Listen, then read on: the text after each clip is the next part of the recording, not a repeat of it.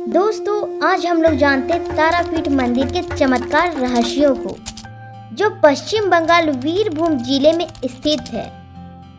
आपको ये जानकर के हैरानी होगी कि इस मंदिर के कुछ दूर के बाद महाशमशान घाट है और यहाँ दिन रात चिताएं जलती रहती है। आज हम लोग जानेंगे माँ तारापीठ और भक्त अघोरी संत वामा खेपा के बारे में। यह मंदिर शक्ति की देवी माँ तारा को समर्पित है और तंत्र साधना के लिए भी प्रसिद्ध है। 51 शक्तिपीठों में से 5 शक्तिपीठ इसी जिले में स्थित है।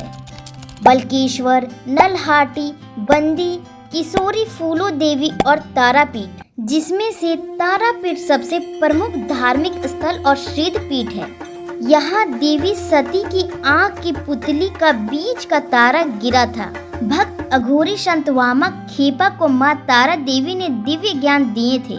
अघोरी संत वामा खेपा को लोग पागल संत भी कहते थे। वैसे तो अघोरी एक ऐसा शब्द है जो लोगों के मन में भय का भावना उत्पन्न करता है। वामा खेपा 18वीं शताब्दी में पश्चिम बंगाल में स्थित तारापीठ से 2 किलोमीटर दूर एक छोटे से गांव अटाला में जन्मे थे। उन्हें बचपन से ही पढ़ने और लिखने में रुचि नहीं थी। वे अक्सर देवी तारा के प्रतिमा के समक्ष रोते हुए पाए जाते थे, क्योंकि उनके पिता भी भक्त मार्गी में थे। तो वही पहली बार वामा खेपा को तारापीठ के शमशान ले गए थे। इसके बाद उनका ज्यादा समय शमशान में ही बीतने लगा। तारापीठ को देवी तारा का महत्वपूर्ण स्थान माना जाता है। धीरे धीरे वामा खेपा देवी तारा की मूर्ति के सामने भजन करने लगे। उन्होंने लगभग 27 वर्ष के आयु में कैलाशपति नामक सन्यासी को अपना गुरु भी बना लिया। उनके गुरु को अघोर और तंत्र की अनेकों शक्तियां प्राप्त थी, ऐसा लोगों का मानना था।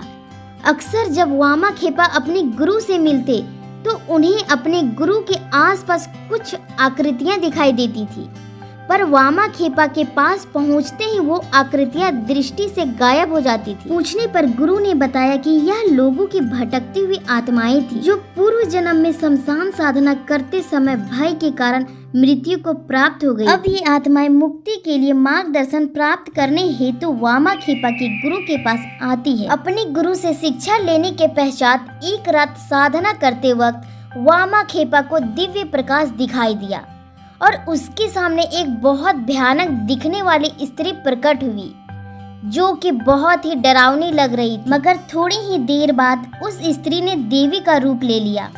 कहा जाता है कि माँ तारा बाघ की खाल पहनी हुई थी, एक हाथ में तलवार, एक हाथ में कंकाल की खोपड़ी और एक हाथ में कमल फूल और एक हाथ में अस्त्र लिए प्रकट हुई थी। माँ तारा ने वामा खेपा को आशीर्वाद देकर अंतर ध्यान हो गई।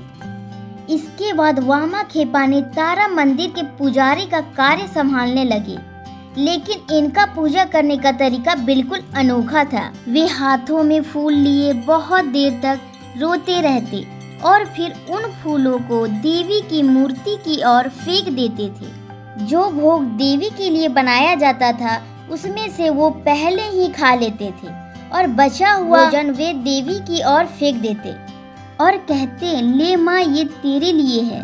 इस बात पर मंदिर के अन्य पुजारियों ने वामा खेपा की पूजा विधि का विरोध किया और उन्होंने उन्हें शारीरिक रूप से पीड़ित भी किया और उन्हें माँ तारा की पूजा से बेदखल कर दिया।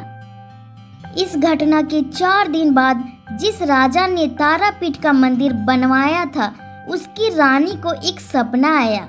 उसने सपने में देखा कि देवी तारा मंदिर छोड़कर जा रही है और उसके पीछे गिद्ध और सियार जा रहे हैं। जब देवी तारा की पीठ पर नजर पड़ी तो उन्होंने देखा कि उनकी पीठ पर घाव थे। सपना देखकर रानी घबरा गई और सोपन अवस्था में ही उन्होंने देवी से प्रार्थना करके पूछा, माँ, तू मुझे ये भयानक दृश्य क्यों दिखा रही है?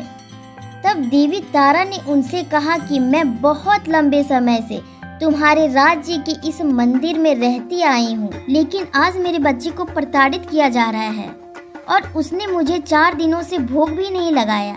इसीलिए मैंने मंदिर का कोई भी भोजन ग्रहण नहीं किया और मैं मंदिर छोड़कर जा रही हूँ। सपने में देखे गए दृश्य से रानी चिंतित हो गई। उन्होंने राजा को सपने के बारे में बताया। राजा ने तुरंत कार्रवाई करते हुए अगले ही दिन वामा खेपा को वापस मंदिर में पुजारी के रूप में रख लिया गया।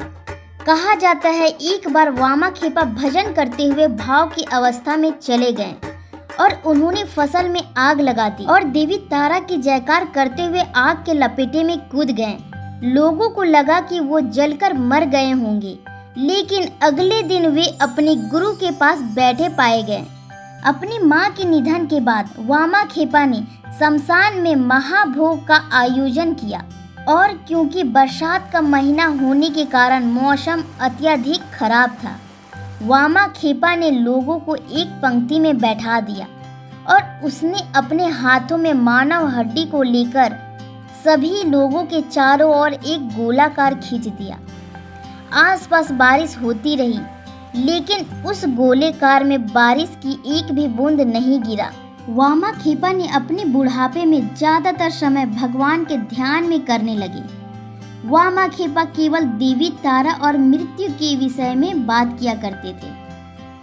संत वामा खेपा ने 72 साल की आयु में तारापीठ के महाश्मशान में अपने प्राण त्याग दिए।